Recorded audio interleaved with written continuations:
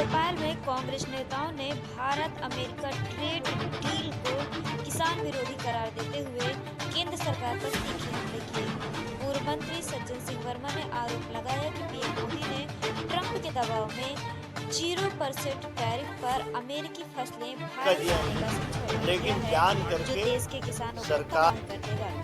अभय दुबे ने फसल बीमा और घटती आय के आंकड़े पेश कर सरकार को घेरा। वहीं धर्मेंद्र चौहान ने एमपी के सोयाबीन किसानों की बर्बादी का अंदेशा जताया।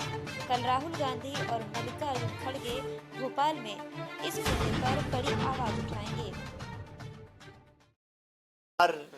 के कहने पे अधिकारियों ने हमें वो जगह थी ताकि किसान कम आ पाए, लेकिन किसानों का हुजूम इतना बड़ा रहेगा कि आसपास की सड़कें भर जाएंगी सारी। वो उनकी कोशिश ये बीते 10 वर्षों से एक नारे की अनुगूंज सारे देश में सुनाई देती है, किसान विरोधी नरेंद्र मोदी।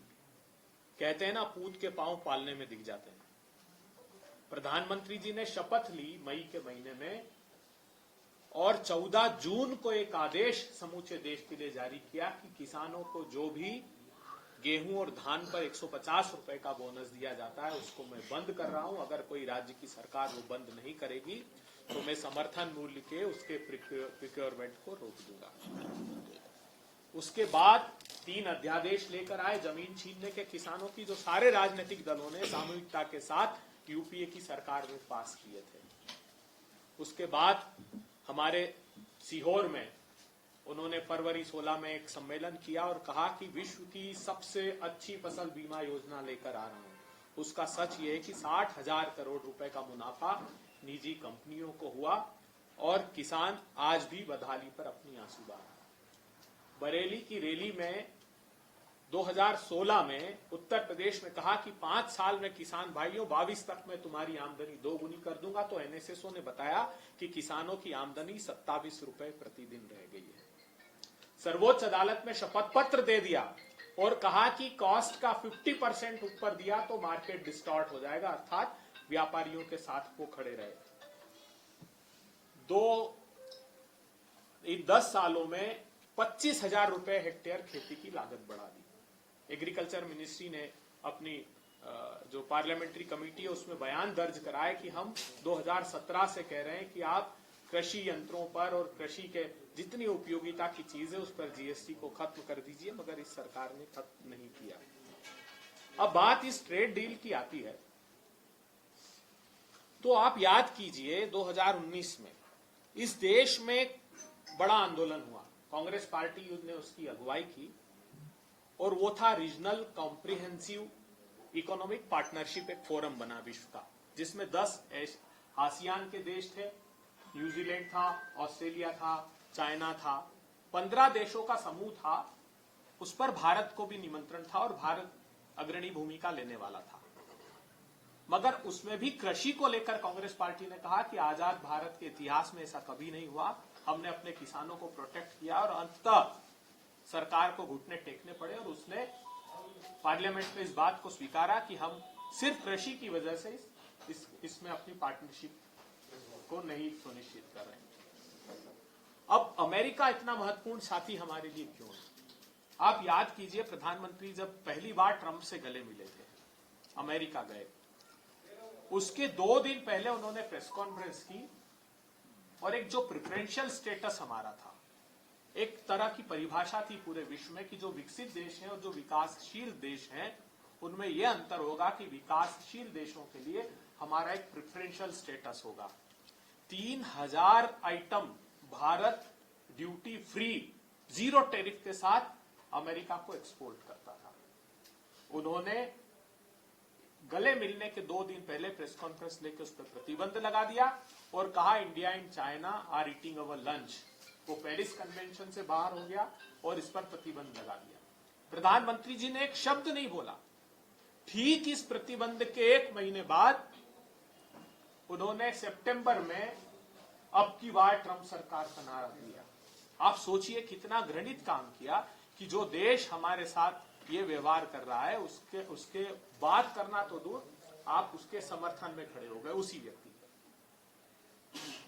अब अमेरिका से हमारा ट्रेड प्लस पार्टनर है। 3,75,000 करोड़ रुपए आज के डॉलर की कीमत में हमारा ट्रेड सरप्लस है, अर्थात हम जो एक्सपोर्ट करते हैं और वहां से जो इंपोर्ट होता है उसमें 3,75,000 करोड़ रुपए हम अर्जित करते हैं। चाइना से हमारा ट्रेड डेफिसिट है लगभग 10,59,000 करोड़ रुपए का आज के कॉन्टेक्स्ट में, आज अगर डॉलर की आप तुलना करेंगे तो। अब अमेरिका कह रहा है कि $500 बिलियन 5 साल में मैं ट्रेड करूंगा, मेरे हिंदुस्तान में माल खपाया जाएगा उनका। इसका आशय यह हुआ कि आज के डॉलर की तुलना में वो लगभग 8 लाख करोड़ रुपए का इंपोर्ट हर साल हम करेंगे।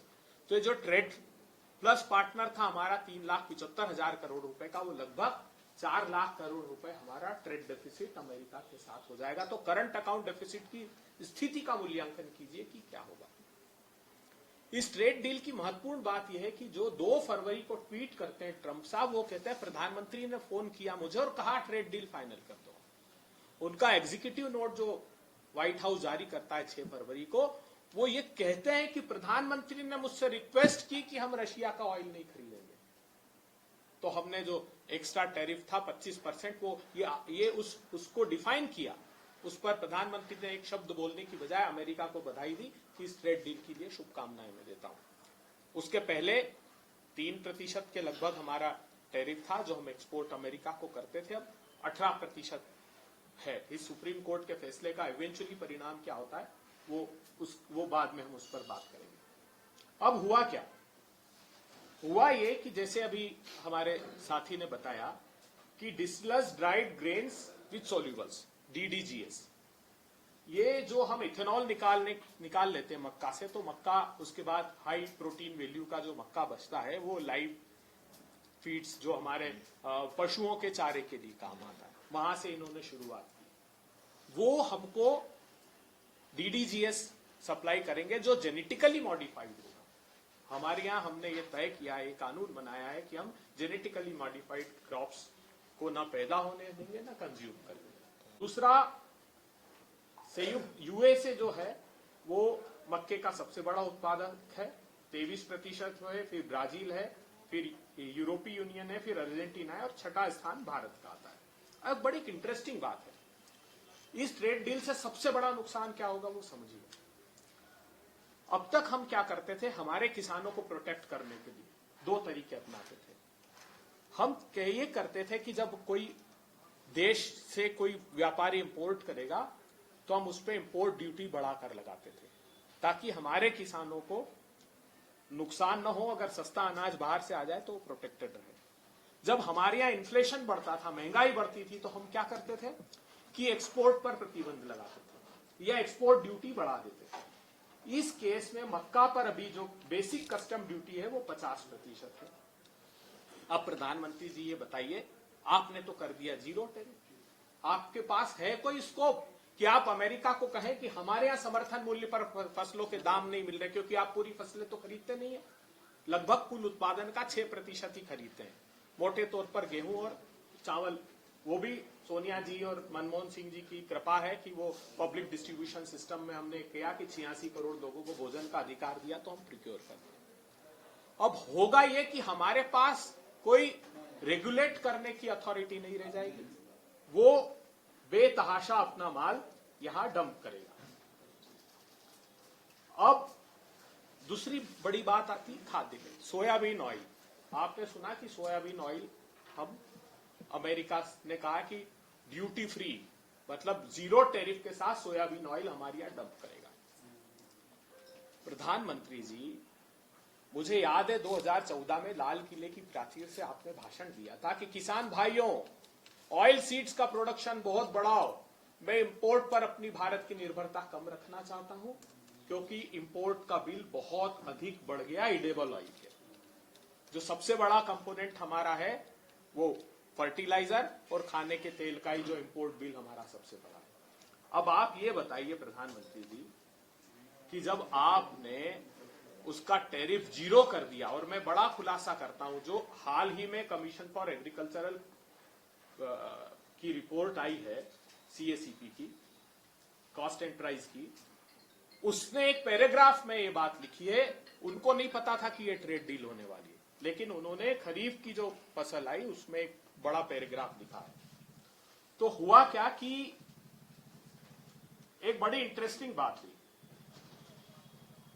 हम ये करते थे कि जो हमारा बेसिक कस्टम ड्यूटी हम लगाते थे एडिबल ऑयल पे, हम एग्रीकल्चर इंफ्रास्ट्रक्चर डेवलपमेंट सेस लगाते थे कि हम अगर एडिबल ऑयल मंगाएंगे तो एग्रीकल्चर इंफ्रास्ट्रक्चर सेस हम लेंगे और सोशल वेलफेयर चार्ज होगा। ये तो सब खत्म हो गया। प्रधानमंत्री जी ने ये तो हक मारे ही मारा। आप याद कीजिए कि एक तेल के खेल में 55% आपके ऑयल सीड्स का प्रोडक्शन किसानों ने बढ़ा दिया। इस सरकार, हमारी सरकार जब गई और इस सरकार के आने के बाद उनको उम्मीद बंधी कि चलिए खाद्य तेल होगा तो हमको दाम अच्छे मिल जाएंगे। इस सरकार ने क्या षड्यंत्र किया, आप चौंक जाएंगे, आपके पैरों के तले जमीन खसक जाएगी। अभी तो एक स्कैम जो अमेरिका से होगा वो होगा। 2 देश हैं हमारे जिनसे हमारा साफ्टा है, south Asian free trade agreement. जैसे ये बीटीए है वैसे साफ्टा है। बांग्लादेश और नेपाल से हम ड्यूटी फ्री हमारे यहां सामान आता है। आप चौंक जाएंगे जानकर कि बांग्लादेश से और नेपाल से हमारे यहां पर सोयाबीन का और सनफ्लावर का ऑयल आ रहा है, इंपोर्ट हो रहा है। लगभग नेपाल एक दाना भी सोयाबीन का पैदा नहीं करता है, लगभग कह रहा हूं। तो ये कैसे संभव है कि वहां से 14,000% अभी 6 माह पहले 14,000% बढ़ गया। तो वो कौन बड़े व्यापारी हैं जो इस खेल में लग गए कि जहां से आपका साफ्टा है उससे आप सोयाबीन सनफ्लावर ऑयल मंगाने लगे हैं। उससे नुकसान क्या भारत को? एक तरफ आपकी कस्टम ड्यूटी वगैरह मिलाकर 37% टैक्स है, वो 37% का टैक्स वेव हो गया उन लोगों के लिए। और अब दूसरा अमेरिका हमारे साथ ये खेल खेलेगा। ये जब से तेल और दाल के खेल में बड़े व्यापारी कूदे हैं, वो व्यापारी जिनका नाम अमेरिका की अदालत में है, अंत में जब अंत करूंगा तो उस पर भी प्रकाश डालूंगा, तो ये उस खेल में लग गए और इनके दामों में आग लगाई और सस्ता ऑयल। उस रिपोर्ट में ये लिख दिया commission for agriculture cost and price ने कि ये जो खेल खेला जा रहा है इससे एक तरफ ऑयल सीड्स के प्रोडक्शन का एक नमो मिशन चालू किया प्रधानमंत्री जी ने। 10,000 करोड़ रुपए का पिछले साल प्रोविजन किया कि मैं 10,000 करोड़ रुपए बजट पे रख रहा हूं ताकि हमारे ऑयल सीड्स अच्छे पैदा हो। तो ये रिपोर्ट लिख रही है कि प्रधानमंत्री के एक मिशन को, इस मिशन को बड़ा आघात इस बात से पहुंचता है कि ऐसे देश जो उत्पादित नहीं करते, और उसमें क्लॉज है, ओरिजिन का क्लॉज, कि जिस देश में हम जब साफ्टा करते हैं या भी बीटीए कराए, इनसे बायलैटरल ट्रेड एग्रीमेंट कराए, तो उसमें क्लॉज होता है कि वही चीजें आप सप्लाई करोगे जिसका उत्पादन आप किया। तो इस रिपोर्ट ने इनके बड़े स्कैंडल की पोल खोली है कि भारत का हिस्सा जो कपास के उत्पादन का है वो अमेरिका से ज्यादा है, और अमेरिका लगभग 30% कपास एक्सपोर्ट करता है। हमारा कपास सबसे ज्यादा एक्सपोर्ट किसको हो रहा है? हमारा एक्सपोर्ट हो रहा है नंबर 1 बांग्लादेश, चाइना, वियतनाम। अब आपने, अमेरिका ने बांग्लादेश के लिए टैरिफ कर दिया 0। हमारी जो गारमेंट इंडस्ट्री है उस पर बहुत बड़ा आघात लगने वाला है, इसलिए कि वो बांग्लादेश को इंगेज कर रहे हैं। वैसे तो चाइना हमारे सारे सार्क देशों को इंगेज कर रहा है।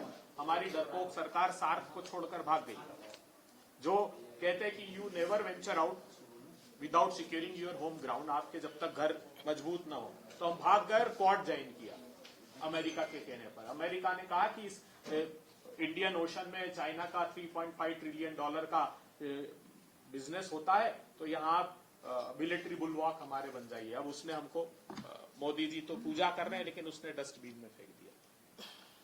तो हमारे इस इंडस्ट्री को भी बहुत बड़ा नुकसान होने वाला है। पूरे देश के जम्मू कश्मीर से लेकर मध्य प्रदेश, राजस्थान, छत्तीसगढ़, तेलंगाना, कर्नाटक, मतलब आप सोचिए कि तेलंगाना वो स्टेट था जिसके यहाँ साल भर पहले सबसे ज्यादा कपास प्रिक्योर किया, और इतना डिस्करेज किसानों को किया कि हमारा कपास का जो प्रोडक्शन है वो 30% पिछले 4 सालों में कम हो गया। तो हम आगाह करना चाहते हैं और अनुरोध करना चाहते हैं देश के किसानों से कि आप आज ये शेड्यूल बता दीजिए इसमें।